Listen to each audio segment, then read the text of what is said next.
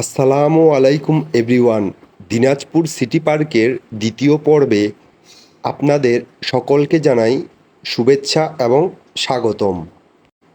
আপনাদেরকে দ্বিতীয় পর্বে আমরা বাচ্চাদের খেলার রাইডসগুলো দেখাবো।